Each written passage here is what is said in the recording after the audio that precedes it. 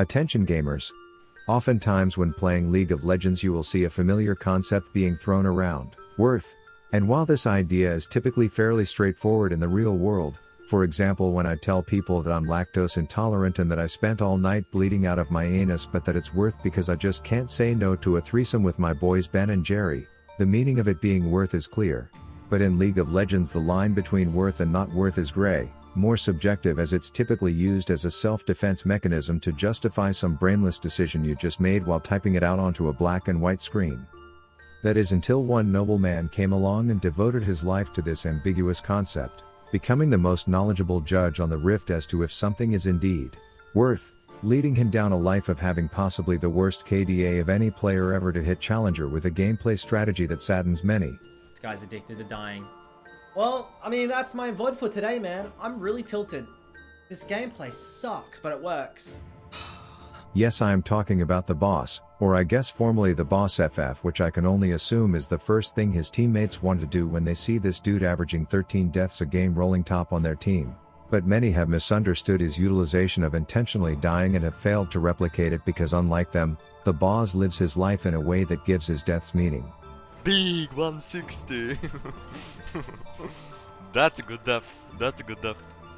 So today I figured since I am typically a little kamikaze kumquat death machine I may just be genetically gifted straight out of the womb queefed out of Mama Rav's coochie purse onto this rift to carry out possibly the weirdest strategy that has ever consistently worked in League of Legends, and I plan to do it in style using his full lethality build so that I could do things like this.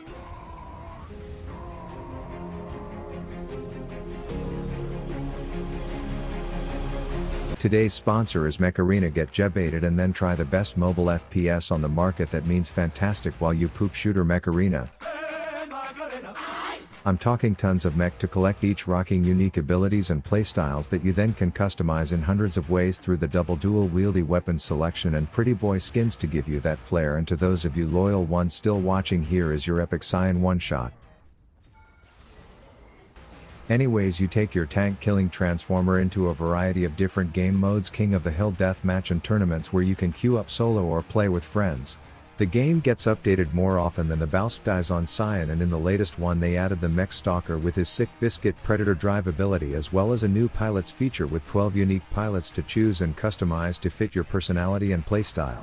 So use my link or scan this QR code to get 50k credits, 3 gold crates and 1 mech skin heraldic. So maybe, just maybe, you can game with the Rav if you try today, and let's get back into the Sion games. Alright, so first attempt I'm up against the bathtub toastered polar bear, and I made the mistake that I'm guessing most people do, which is to just blatantly try to die and then defend everything as worth. So I figure baiting this furry Halo 2 needler in so that he is capital F dicked for the gank, and then after life Sion Jake pauling his ass would be enough to make it worth. But then shit got dark and the solo bolos became very one-sided as it turned into a big Papa Smurf grape-stained volibear shift shanks rap science shithole on repeat, while my dumbass is over here happy as a clam, going, look mom, I'm doing it, falling into the trap that so many people come to TheBausffs stream asking why they are getting reported while I'm here nicknaming their top and jungler Ben and Jerry because they were comparably both inside of me and wrecking my ass pipes when the whole thing could have been avoided. The enemy Chester the Jester even asked if I was attempting this nonsense, to which my level of confidence wasn't exactly convincing, all while Winnie the Purple Poo is down there showing everyone how much money I gave him. So my ADC is like, bruh, how did this happen? And I'm over here real quiet thinking that we are quote unquote chilling in this bitch. But then a small inkling of hope, a glimmer on the optimism asshole of sweat, showed the potential of this stupid ass strategy as I got the game's first tower and then made Daddy Babeyes proud with a greed for the bounty, claim my dead balls all the way to the bank combo. That's a good death. That's a good death. Then as long as 3 of my butt buddies were in the area to play Smear the Bear, I was fin to hit him with that fat solo bolo shut down. Rav, that's not what that means. Levitating Lucifer may seem unkillable, but he's never met Afterlife Orc from Mordor KSI, as we all ignore that my 4 orgasm options remained unclaimed and focus on how things were looking up. While the boss man himself would have probably been split pushing instead of partaking in these useless forest fuck fests, I was over here making midget wizards jump and then bitch bowling myself straight into their dead bodies. Welch's volibear was no longer of my concern, and that little fart dart juggling sewer rat was like ratchet pussy, and I was like INT Juicy J, just couldn't say no to it. And while the first game had small windows of hilarity like when I first round of Nirvana knocked this little shitter out in 2 punches, I think there were certain shortcomings in terms of the execution as I told my team I've seen it work in the movies and to look up the boss and they were like you forgot the last part of his name but we'll do it #FF so guess what, on to round 2 and I think my learning curve will be impressive so if your lady is around I would recommend you not let her watch the following Ween of a Woman wedding performance. You see I was against Curious George himself and the plan was to craft elaborate assumptions for why he carries around a big pole saying it was to compensate for how small his own one was to provoke him into a drunk bar fight knowing that he didn't take TP and I could celebrate in my post-death MMA fighter form by shoving his entire wave in. That's a good def. That's a good def. Thanks I know but check this out you see a minute later I advertised cigar contraband in my lane knowing exactly what it would do and then I picked a seemingly dumb fight with Harambe on top of 30 Gryffindor babies knowing my jungler with his pellet gun was about to go straight Cincinnati Zoo on his ass so yeah Solo Bolo has nothing on masturbating you feel me babis? And unlike Sion the only thing Wukongs can do post-death is take to the tabloids and bitch about it. But I was really starting to get the hang of the fact that my lane opponent was a certified dumbshit so you can probably guess what came next, my very first Solo Bolo. And not to foreshadow the bloody diarrhea ass wagon stereotypical mental booming teammates but my jinx was indeed calling for an open not 8 minutes into the game but like a wise Lil Wayne once said, dick in their mouth fuck what they say so I went over to proxy like I've seen Bobby Wobby do hundreds of times only for my variation of the story to involve a Ramus going straight to my ass like he's Haagen-Dazs ice cream prompting a montage flash and quite the chase.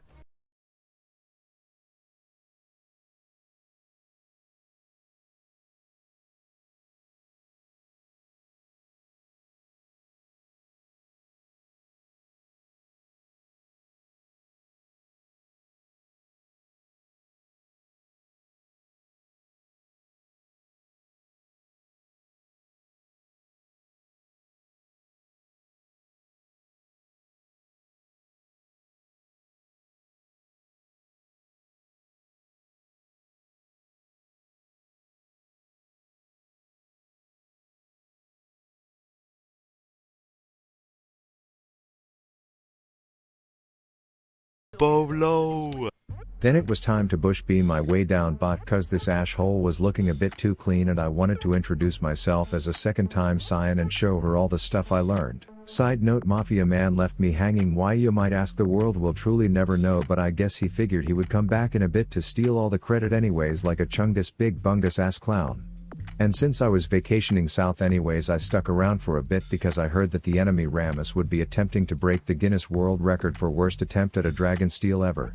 So I head back top to do the bait and switch routine again you know tell this Wukong to slob on my knob like corn on the cob but turns out I'm still god awful at this champ so I die like an egg around Easter before giving him the 3-4 McGregor and insecurely calling whatever you want to call that last play is worth.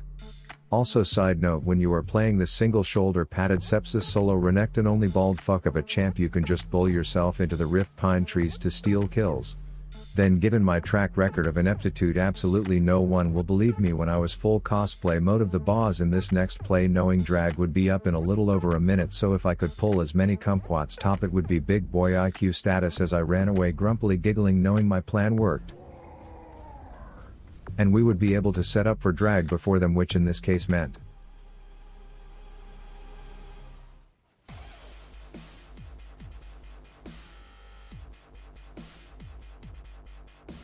double solo bolo bitches and a big dragon soul for the good guys and at this point absolutely nothing was going to stop me from shilling hard, especially not that spike butting cat turd trying to barrel himself into me so I showed him what a true collision should feel like and then I hit the world with another deliberate death they weren't ready for knowing it would give my team a free Baron #dying is dope.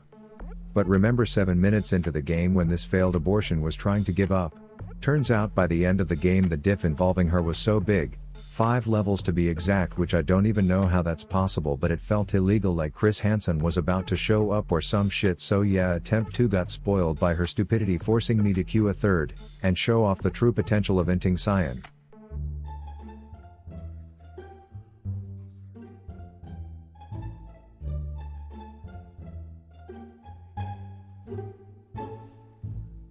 Hee XD toxic I know, but I also then want to point out that I welcomed a level 1 all in considering it was a home game for me in the middle of my wave, but I forgot Riot devs in the set department must give some of the best knob gobble in the galaxy, so all logic is out the window for this game, meaning you shouldn't be surprised when the level 6 1v3 that I torpedoed myself straight through a falcon punch into, ended in the male stripper making like a baby and heading out full of life as we took the consolation prize of murdering this Beyblade enthusiast. Anyways, I don't know how much hair gel this guy snorted into his overpowered nostrils, but the health diff was not quite optimal for him to go all bop M soccer on my ass, and considering I remembered to use my corrupting pot, Mordor prevailed over the boy brothel in this one.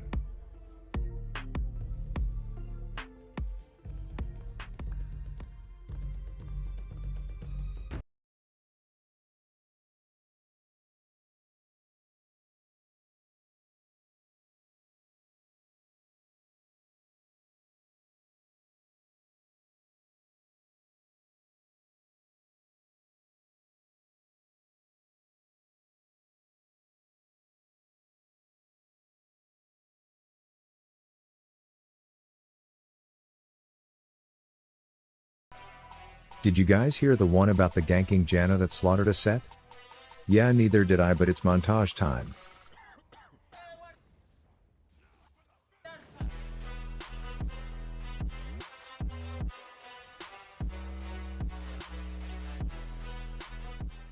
So we take first tower, no big deal. It's not like I had already scheduled an event at the local rock wall because I was all primed to be climbing, and I think my flawless execution of all mechanical abilities in these fights should provide some credibility to my claim that I don't plan on losing with this champ anymore. Anyways, it's 20 minutes into the game and this is silver, so all 10 people are appropriately mid lane and playing ARAM, so I deem it a good time to make a grand entrance. Okay, you could have been a bit more subtle, but in case you skipped my ad, I did a fettuccine a la fuck ton of damage to this floating power plant, and then I finished the curb stop combo to collect some cash right after. Then it happened. My power was growing. My ults were landing. 200 years of game design broken bullshit rift ruining champs were dying all around me. Parkouring Patricks were getting punched in the throat. Karmas were attempting to be a bitch, and then succeeding to be a bitch, and then becoming a dead variant of said bitch. Now, as a message to Talon's Canes Bards, any wall hacking variant of Rift shitter, I would like to express my deepest disdain for such a mechanic by cock blocking the blueberry fuck muffin out of this one. Sincerely, Rav.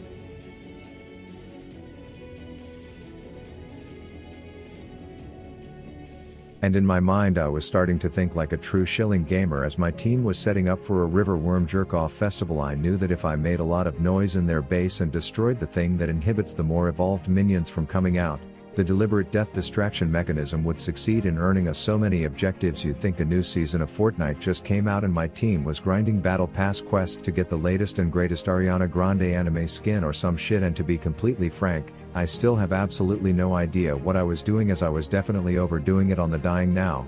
But I somehow feel like that's part of the gig, because it was pulling the enemy family apart more than a cheating dad who also holds a different political opinion than mom in these polarizing anger invoking times. So the pattern of dying then causing death then dying then causing death continued until we eventually overwhelmed these shitters and took the W. And I guess that absolutely horrid representation of this strategy is in essence why it works so well for those who have mastered it. And in closing, I will say that I think to pull off a strategy like this that is off meta, you need to have an even greater understanding of macro gameplay than if you were to just autopilot your way through a more accepted strategy. So I applaud people like TheBausffs creating new ways to succeed in this piss pit of a game. And I do have to admit that in making this video, his stream has become one of the most entertaining for me personally to watch. And so with that, Inting Rav out. Flabby boy, I'm in your crib with the blappy boy. Talk to me slick and I'm popping your pappy. If happy talk back, then I'm taking your Grammy, and boy oh boy, I'll make her happy. Let's go.